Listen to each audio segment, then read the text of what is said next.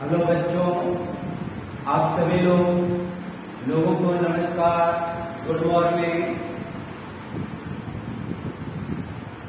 आज आपको बहुत ही इम्पोर्टेंट चैप्टर टॉपिक पर पढ़ाने जा रहा हूँ, वायर्स। डिफेंस में वायर्स से जरूर एक दो क्वेश्चन पूछे जाते हैं, चाहे आपका एयरफोर्स हो, XY ग्रुप हो, उसमें भी आपका वायर्स पूछा जाता है। नेवी में भी जो है इससे संबंधित एक दो क्वेश्चन पूछे जाते हैं।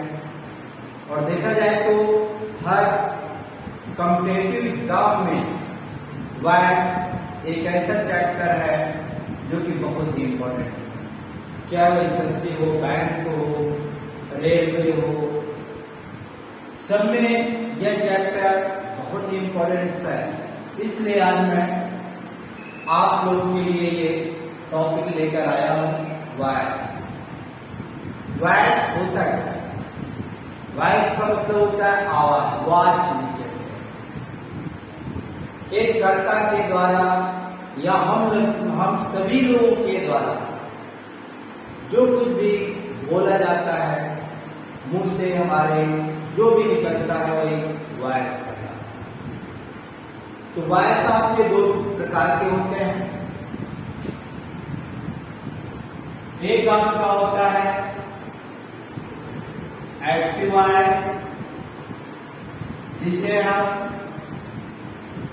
कर्ता वाच्य कहते हैं। दूसरा आपका होता है पैसिव वायर्स, जिसे हम कर्म वाच्य कहते हैं। एक्टिव वायर्स क्या है? एक्टिव का मतलब होता है सक्रियता, जिसमें सब्जेक्ट, जिस कार्य में सब्जेक्ट अर्थात कर्ता स्वयं जो है लिप्त होता है, इंगेज होता है, उसके द्वारा जब कोई कार्य किया जाता है तो वो आपका एक्टिव वायर्स होता है, जिसमें सब्जेक्ट सक्रिय हो, तत्पर हो, क्रियाशील हो। उस सेंटेंस को एक्टिव वायर्स कहा जाता है। और जब उस कर्ता के द्वारा कोई कार्य किया जाए के द्वारा जब हमारे वाक्य में आता है तो वो आपका पैसिव वायर्स कहलाता है। एक्टिव वायर्स में आपका सब्जेक्ट प्रधान होता है, अर्थात मुख्य होता है। सारे चेंजमेंट्स आप सब्जेक्ट के अनुसार करते हैं, चाहे वो वर्ब का यूज हो, चाहे हेल्पिंग वर्ब का यूज हो। सारे चेंजमेंट्स अकॉर्डिंग टू द सब्जेक्ट के अनुसार किया जाता है। जैसे एक सेंटेंस है आपका दिया है, the hunter killed a lion. अब इसमें देखिए आप, द हंटर आपका सब्जेक्ट है, शिकारी ने किल्ड मार डाला या मारा क्या, अ लायन, एक से। तो सेंस आपका क्या हुआ? शिकारी ने एक शेर को मार डाला या मारा। तो यहां पर शेर को मारने का कार्य किसने किया? शिकारी ने। तो कर्ता क्या हुआ? हंटर। ऑब्जेक्ट क्या हुआ? लायन। कहने का मतलब जिस सेंटेंस में कर्ता को श्रेष्ठता दी जाए, कर्ता के अनुसार ही वर्ब, हेल्पिंग वर्ब का प्रयोग किया जाए, जिसमें कर्ता स्वयं एक्टिव हो, उसी को हम एक्टिव वायर्स कहते हैं। जो आपका टेंस का एक रूप होता है, एक टेंस का स्वरूप होता है। कोई भी टेंस होता है, इसमें हम सारे चेंजमेंट्स, हेल्पिंग वर्ब, मेन वर्ब का प्रयोग हम अकॉर्डिंग टू सब्जेक्ट के अनुसार करते हैं। कर्ता अगर आपका सिंगुलर है तो वर्ब भी आपकी सिंगुलर होती है। कर्ता अगर आपका प्लूरल है तो वर्ब भी आपका प्लूरल प्रयोग किया जाता है। वही चीज जब हम एक्टिव वॉइस को पैसिव वॉइस में चेंज करते हैं तो हम कर्ता से स्टार्टिंग ना करके उसको हम कर्म से स्टार्ट करते हैं। कर्ता को हम श्रेष्ठता ना देकर हम जो है कर्म को श्रेष्ठता देते हैं। कर्म के अनुसार ही आप हेल्पिंग वर्ब का या वर्ब का प्रयोग करें। अब इसी को अगर हम बनाए तो हंटर की जगह क्या हो जाएगा, आना है, और ये आपका पास्ट इंडेफिनिट है तो आपका हेल्पिंग वर्ब वाज का यूज होगा, और मुख्य क्रिया का थर्ड फॉर्म जो हमेशा पैसिव वॉइस में यूज किया जाता है तो केड का केड, और सब्जेक्ट के पहले बाय का बाय द मैन। अब देखो शिकारी ने एक शेर मारा, ये आपका एक्टिव वॉइस हुआ, और एक से शिकारी के द्वारा मारा गया था, शिकारी के द्वारा एक शेर मारा गया था, ये आपका पैसिव वॉइस था जिसमें आपने कर्म को श्रेष्ठ माना, कर्म के अनुसार ही फल है, आपका सिंगुलर सब्जेक्ट था, आपने यहाँ वाज का यूज किया। तो एक्टिव वॉइस और पैसिव वॉइस में यही जो है अंतर है कि जब कर्ता के द्वारा कार्य किया जाए जिसमें कर्ता की सक्रियता हो, जो टेंस का रूप हो, उसे एक्टिव वॉइस कहा जाता है, और जब हम किसी सेंटेंस की स्टार्टिंग शुरुआत कर्म से करें, कर्म के अनुसार सारे चेंजमेंट्स हो, तो वो आपका पैसिव वॉइस है। अब इसके बाद ये आपका था बेसिक। अब कैसे हम एक्टिव को पैसिव वॉइस बनाते हैं, तो इसके लिए सबसे पहले हमें जानना होगा कि कितने टेंस का पैसिव वॉइस बनाया जाता है, किन किन टेंसों का, और किन टेंस का आप पैसिव वॉइस नहीं बना सकते। तो 12 टेंस में से केवल 4 छोड़ करके बाकी 8 टेंस का हम पैसिव वॉइस बनाते हैं। तीनों indefinite, present indefinite, past indefinite, future indefinite, तीनों perfect, present perfect, past perfect, future perfect, और 2 आपके कॉन्टिन्यूअस, प्रेजेंट कॉन्टिन्यूअस और पास्ट कॉन्टिन्यूअस। इन्हीं 8 टेंस का आप पैसिव वॉइस 12 में से केवल 8 टेंस का ही बनाया जाता है। और क्यों बनाया जाता है, क्यों 4 का नहीं बनाया जाता, उसको मैं आपको जो है भी समझाता हूं। अब देखो सबसे इंपॉर्टेंट है कि जब हम पैसिव वॉइस बनाते हैं तो क्या क्या चेंजमेंट्स करने हमारे लिए इंपॉर्टेंट होते हैं। तो देखो बेटा, ये इतना इजी जो है टॉपिक है जिसे आप बड़ी आसानी से सीख सकते हैं, आप बना सकते हैं, चाहे एक्टिव से पैसिव हो, चाहे पैसिव से एक्टिव। ज्यादा हमें इसमें बहुत सारी चीजों को नहीं लर्न करना, मात्र 4 रूल्स होते हैं जो एक्टिव से पैसिव वॉइस बनाने में प्रयोग किए जाते हैं। सबसे पहला चेंजमेंट होता है कि सब्जेक्ट को हम ऑब्जेक्ट के प्लेस पर और ऑब्जेक्ट को हम सब्जेक्ट के प्लेस पर प्रयोग करें। कहने के मतलब कर्म को कर्ता और कर्ता को कर्म के स्थान पर जो है प्रयोग किया जाता है। ये सबसे पहला चेंजमेंट समझे कि जो ऑब्जेक्ट हो उसे आप सब्जेक्ट के स्थान पर लाएं और जो सब्जेक्ट है उसे ऑब्जेक्ट के प्लेस पर। दूसरा जो सबसे इंपॉर्टेंट होता है वह होता है हेल्पिंग वर्ब। जैसे आपने टेंस में देखा कि टेंस में सब्जेक्ट के अकॉर्डिंग हेल्पिंग वर्ब का प्रयोग किया गया, उसी तरह से जब हम पैसिव वॉइस बनाते हैं तो उसमें हम कर्म को प्रेफरेंस देते हैं, कर्म को ज्यादा इंपॉर्टेंस देते हैं और कर्म के अनुसार हम हेल्पिंग वर्ब का प्रयोग करते हैं। तो दूसरा आपका रूल हुआ helping verb according to object. कर्म के अनुसार सहायक क्रिया का प्रयोग करना। पहला रूल था आपका कर्म को कर्ता और कर्ता को कर्म के स्थान पर प्रयोग करना।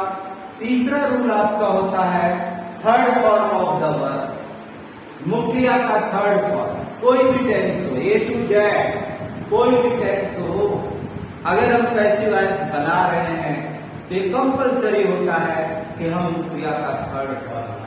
तो चाहे वो आपका इंडेफिनिट हो, चाहे वो आपका कॉन्टिन्यूअस हो, चाहे आपका परफेक्ट हो, सभी टेंस में हमें मुख्य क्रिया का थर्ड फॉर्म बनाना है। तो 3 रूल्स आपके हो गए। और चौथा आपका जो रूल्स होता है using preposition by before subject. कहने का मतलब हमें कर्ता के पहले प्रीपोजिशन बाय का प्रयोग करना होगा। तो ये आपके मात्र 4 रूल। फर्स्ट रूल हुआ object at the place of subject and subject at the place of object. कर्म को कर्ता और कर्ता को कर्म के स्थान पर। दूसरा रूल है helping verb according to object, कर्म के अनुसार सहायक क्रिया का प्रयोग। थर्ड रूल्स है third form of the verb, मुख्य क्रिया का थर्ड फॉर्म हम सभी टेंस में यूज करेंगे। और चौथा रूल है यूजिंग बाय बिफोर सब्जेक्ट, कर्ता के पहले बाय का प्रयोग करना। तो ये 4 रूल्स मात्र आपके हैं, जिन 4 रूल के माध्यम से आप बहुत ही अच्छी तरह से जो है पैसिव वॉइस को समझ सकते हैं। अब देखो बड़ा सबसे इंपॉर्टेंट होता है कि हेल्पिंग वर्ब। हम आपको ऐसा फार्मूला बताएंगे जिसमें आपको टेंस का मीन्स एक्टिव वॉइस का और पैसिव वॉइस का दोनों का आसानी से सहायक क्रिया लर्न कर सकते हैं। उसके लिए हम टेबल बनाते हैं। एक तरफ लिखते हैं टेंस और दूसरे में लिखते हैं एक्टिव वॉइस और तीसरे में हम लिखते हैं पैसिव वॉइस। ये आप टेबल बना लेंगे और बस यही टेबल और वो 4 रूल, इतना अगर आपने लर्न कर लिया तो कोई भी सेंटेंस ऐसा नहीं होगा जिसको आपको बनाने में कोई प्रॉब्लम्स या कोई कठिनाई। अब देखो बेटा टेंस हमारे मात्र कितने के बनेंगे? 8। सबसे पहले आपका present indefinite, present indefinite tense. इनकी हेल्पिंग वर्ब क्या होता है आपका? डू या डज। ये आपका टेंस है। यहाँ आप हेल्पिंग वर्ब लिख लें ताकि ध्यान रहे कि एक्टिव वॉइस में क्या रहेगा हेल्पिंग वर्ब, यही डू डज आपका इज एंड आर में चेंज हो जाता है। दूसरा आपका है प्रेजेंट कॉन्टिन्यूअस, जिसकी टेंस की सहायक क्रिया होती है इज एंड आर। इसी में बेटा आपको बीइंग और जोड़ देना है तो वो आपका पैसिव वॉइस बन जाएगा is am are plus be. तो ये आपका बन गया पैसिव वॉइस का, ये आपका बन गया एक्टिव वॉइस का। तीसरा आपका है प्रेजेंट परफेक्ट टेंस, जिसकी सहायक क्रिया होती है has and have. Has singular, have आपका प्लूरल, इसमें आप बीइंग जोड़ देंगे। कहने का मतलब हैज, हैव और प्लस बी। ये आपका बीइंग ऐड कर देने से, इन्हीं सहायक क्रिया में बीइंग ऐड कर देने से आपका पैसिव वॉइस बन जाता है। अब आपका आ गया पास्ट इंडेफिनिट। टेंस की आपकी होती है डेट, पैसिव वॉइस का हो जाएगा आपका वाज वर।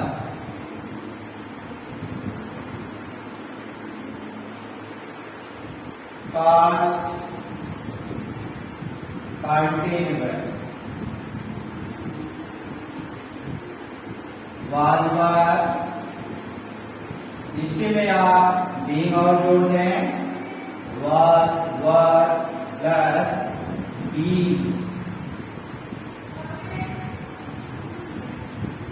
पास्ट परफेक्ट या तो तगड़ा है, बीन और ऐड कर दीजिए इसमें। ये हो गया आपका हैड बीन।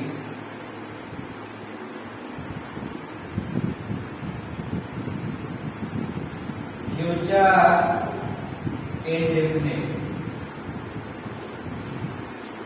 विल, शायद, ये आपको हो जाएगा बी और ऐड करते हैं, will be and shall.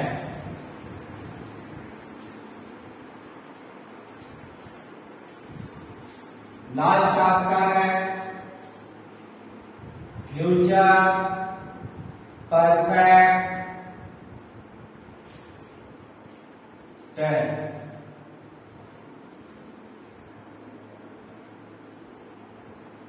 Will है, शैल है, इसमें भी आप बी जोड़ दें तो आपको हो जाएगा विल, है, बी और शैल है।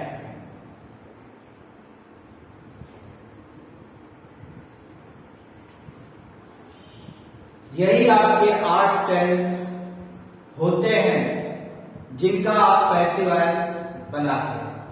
अब बेटा देखो, इन्हें भी हमें याद नहीं करना है, बस केवल कॉमन सेंस से हमें देखना है।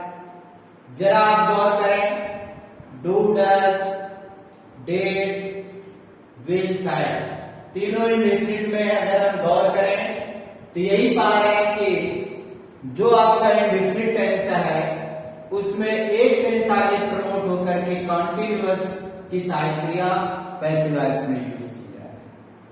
प्रेजेंट इंडेफिनिट में आप देखिए, प्रेजेंट कॉन्टिन्यूअस की सहायक क्रिया अगर आप लगा देते हैं तो पैसिव वॉइस बन जाता है।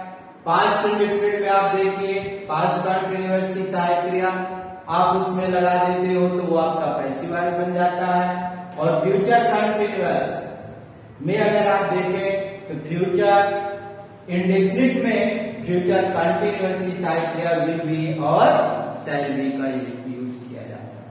अब आपका बच्चा कंटिन्यूअस और परफेक्ट, इसमें जरा गौर करें, इज, एम, आर और यहां क्या हो गया, is, am, are plus being, कहने का मतलब, और यहां आप देखिए वाज, वर प्लस बीइंग, कहने का मतलब कंटिन्यूअस की जो टेंस की सहायक क्रिया होती है उसी सहायक क्रिया में अगर आप B E I N D being जोड़ देते हैं, ऐड कर देते हैं तो वो आपका पैसिव वॉइस की सहायक क्रिया बन जाती है। उसी तरह से हम परफेक्ट में आप देखिए, प्रेजेंट परफेक्ट की हैज है, पास्ट की हैड और फ्यूचर की विल है और शैल है, विल है और शैल है, ये आपने देखा। अब इसमें जरा देखिए कि क्या और आप एक्स्ट्रा कर रहे हैं, बी, हैज हैड, बीन और जुड़ गया, हैड, बीन जुड़ गया, will have, shall have, been.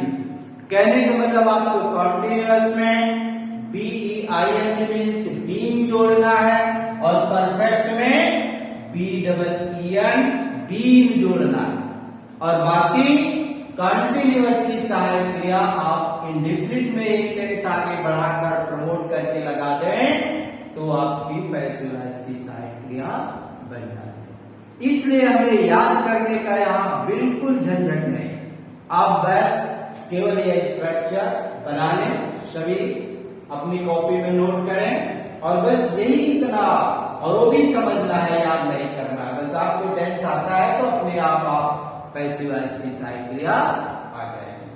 तो बेटा सबसे मेन जो रोल होता है एक्टिव पैसिव वॉइस बनाने में वो इन्हीं सहायक क्रिया का रोल होता है, और सबसे ज्यादा गलतियां जो हम करते हैं वो इन्हीं सहायक क्रिया की करते हैं, क्योंकि बाकी हम जानते हैं कि कर्म को कर्ता, कर्ता को कर्म के स्थान पर प्रयोग किया जाता है, मुख्य क्रिया का थर्ड पावर प्रयोग होता है, कर्ता के पहले बाई का प्रयोग होता है।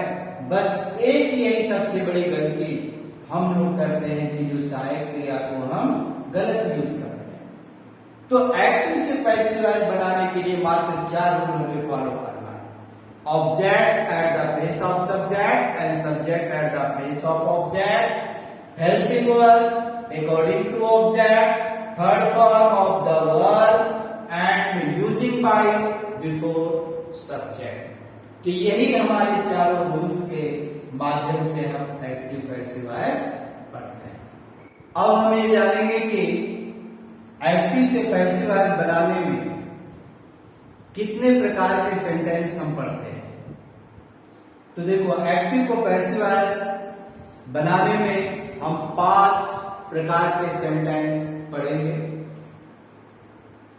फर्स्ट सेंटेंस जैसे है आपका असर्टिव सेंटेंस जिसे हम कहते हैं या अफर्मेटिव सेंटेंस कहते हैं, साधारण वाक्य। दूसरा इसे में हम पढ़ेंगे नेगेटिव सेंटेंस, नकारात्मक वाक्य। तीसरा हम इसी में पढ़ेंगे इंट्रोगेटिव सेंटेंस, प्रश्नवाचक वाक्य। चौथा आप पढ़ेंगे इसी में इंट्रोगेटिव नेगेटिव सेंटेंस, प्रश्नवाचक नकारात्मक वाक्य। और 5वां सेंटेंस हम इसी में पढ़ते हैं इंपरेटिव सेंटेंस। और इसके बाद भी हमें और भी पढ़ना है। इसमें मॉडल्स का भी प्रयोग किया जाता है, मॉडल से संबंधित भी एक्टिव पैसिव वॉइस आते हैं, उसको भी हम पढ़ेंगे। इंफिनिटिव टू का भी यूज होता है, उसको भी हम। लेकिन मेन हम 5 प्रकार के सेंटेंस पढ़ते हैं। सबसे पहले जैसे आपका अफर्मेटिव सेंटेंस, अफर्मेटिव या जिसे हम कहते हैं असर्टिव सेंटेंस, साधारण।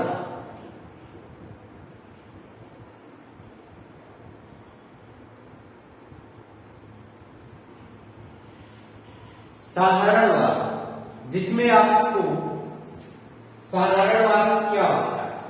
साधारण वाक्य या सकारात्मक वाक्य जिसे हम कहते हैं, जिसमें हम जो कुछ भी हो रहा है, जो कार्य हो रहा है, उस चीज को हम स्वीकार करते हैं, यही सकारात्मक वाक्य। जैसे आगे कहा जाए कि राम पुस्तक पढ़ रहा था या राम पुस्तक पढ़ रहा है, तो आपने इस चीज को स्वीकार किया कि राम पुस्तक पढ़ रहा है या राम पुस्तक पढ़ता है, तो उसी को हम सकारात्मक वाक्य कहते हैं। तो कोई भी टेंस हो, अगर हमें साधारण वाक्य बनाना है तो आपका फॉर्मूला क्या होता है?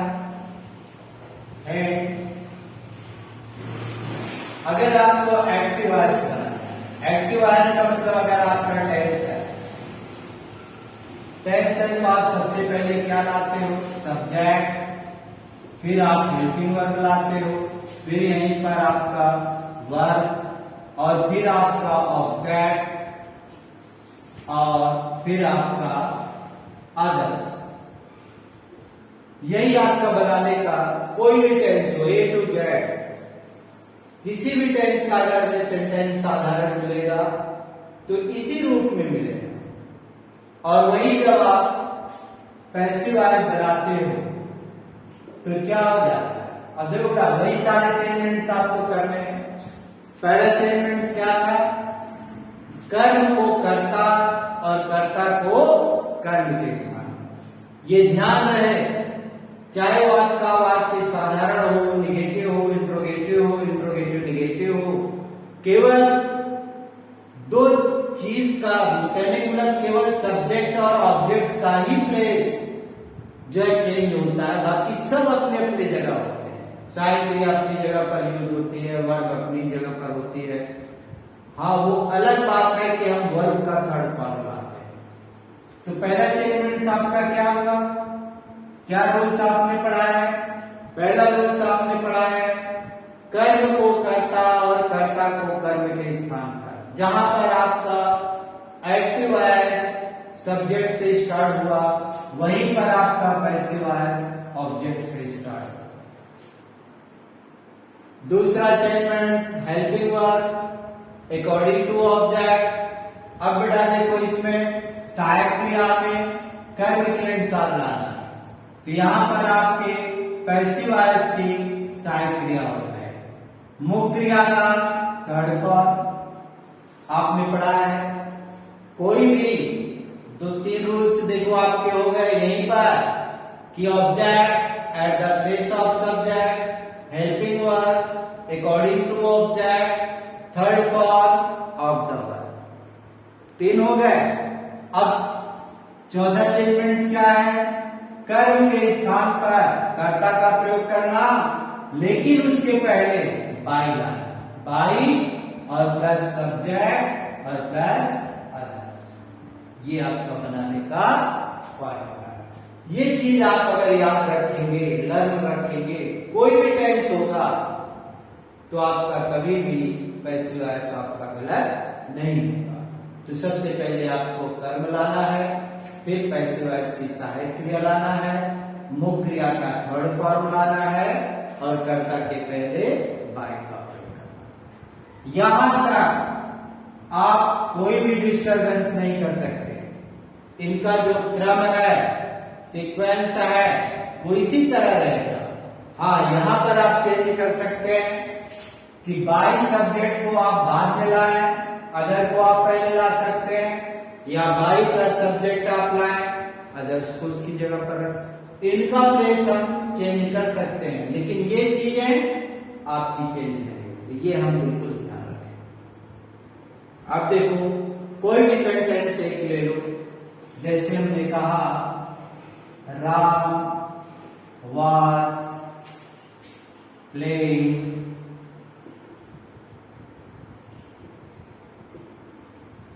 a cricket match.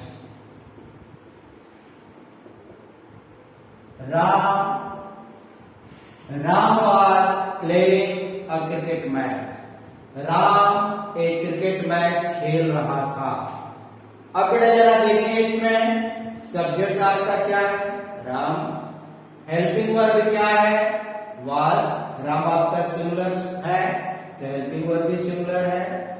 वर्ब आपका क्या है? खेलना, प्लेइंग, क्योंकि कॉन्टिन्यूअस है, आईएनजी फॉर्म लगा दिया आपने। और फिर क्रिकेट, ये क्या है? ये आपका ऑब्जेक्ट है। इसमें भी आपने देखा, ये आपका सब्जेक्ट हो गया, ये आपका हेल्पिंग वर्ब हो गया, ये आपका वर्ब हो गया, और ये आपका ऑब्जेक्ट हो गया, और ये आपका ऑब्जेक्ट हो गया। बस, तो आपने देखा ये 4 चीजें आपको इसमें मिली। अब इन्हीं का जब हम पैसिव वॉइस बनाएंगे तो सबसे पहले हम क्या लाएंगे? कर्ता के स्थान पर कर्म का। तो ऑब्जेक्ट हमारे पास क्या है? एक क्रिकेट, ये क्रिकेट। अब तो बेटा यहाँ वाज है, यहाँ आईएनजी है, तो आपका टेंस कंटिन्यूअस है। आपने पढ़ा है कंटिन्यूअस में हम बीइंग और अगर जोड़ दें इसी हेल्पिंग वर्ब के साथ तो आपका पैसिव वॉइस का बन गया। अब क्रिकेट भी आपका सिंगुलर है, इसलिए वाज आ गया, वाज और बीइंग आपने और तो helping verb according to object. अब मुख्य क्रिया का पैसिव वॉइस में हमेशा थर्ड फॉर्म आता है। आपका प्ले का थर्ड फॉर्म क्या हो गया? प्लेड। और बस इसके बाद क्या आएगा? कर्ता, और कर्ता के पहले आप बाय, फिर दिया बाई। तो ये आपका पैसिव वॉइस बन गया। अब cricket was being played by Ram. इसका अर्थ क्या हुआ हिंदी में? राम के द्वारा। कार्य किसके द्वारा किया गया? राम के द्वारा, कर्ता के द्वारा। राम के द्वारा एक क्रिकेट मैच खेला जा रहा था। तो ये आपका हो गया पैसिव वॉइस और ये हो गया आपका एक्टिव वॉइस। तो साधारण वाक्य बनाने के लिए हमें इन्हीं चीजों की जरूरत पड़ती है कि सबसे पहले हम जो है ऑब्जेक्ट लाते हैं, फिर हेल्पिंग वर्ब आपकी आती है, फिर थर्ड फॉर्म, और इसके बाद बाई, फिर सब्जेक्ट और फिर अदर। दूसरा सेंटेंस एक और बनाते हैं, जैसे दिया she has read the book in the class. अब ये आपका है she has read the book in the class. अब इसको अगर हम देखें इसमें आपका सब्जेक्ट सी है, हैज आपका हेल्पिंग वर्ब है, रेड आपका वर्ब है, द बुक आपका ऑब्जेक्ट है, इन द क्लास ये आपका अदर है। तो आप अगर चेंज करेंगे तो क्या कर्म को हम पहले लाएंगे, तो ये आपका हो गया द बुक हैज आपका क्या है, परफेक्ट टेंस है, बीन और हम जोड़ दें तो ये आपका पैसिव वर्ब बन गया। Has been, read read read, confirm भी आपका रेड होगा, और बाई और शी का है, इन द क्लास। अब देखना यहां बाई के बाद आपने राउंड का यूज किया, यहां आपने बाई के बाद हर यूज किया, से नहीं यूज किया। क्यों नहीं? क्योंकि हम जानते हैं after preposition objective case of the pronoun will be used. हमेशा ध्यान रहे, कभी भी प्रीपोजिशन के बाद अगर आप प्रोनाउन यूज कर रहे हैं तो उसका हम नॉमिनेटिव केस ना यूज करके ऑब्जेक्टिव केस का प्रयोग करते हैं। इसलिए यहां पर जो है सी का हर प्रयोग किया। तो ये आपका हुआ साधारण वाक्य। आप सभी लोग, सभी बच्चों से यह रिक्वेस्ट है कि आप पूरे वीडियोस को देखें और जो भी इसमें जो भी रूल्स आपको ना समझ में आया उस रूल्स को आप पढ़ें, और ना समझ में आए तो उसके लिए आप कमेंट करिए, और जो भी टॉपिक या जो भी चीजें इसमें आपको समझ में ना आए उस पर आप कमेंट करेंगे, और फिर हम वो सारे डाउट्स आपका नेक्स्ट वीडियो में जो है रिमूव करेंगे। और सभी लोग आप जो वीडियो देखें, लाइक करें, सब्सक्राइब करें।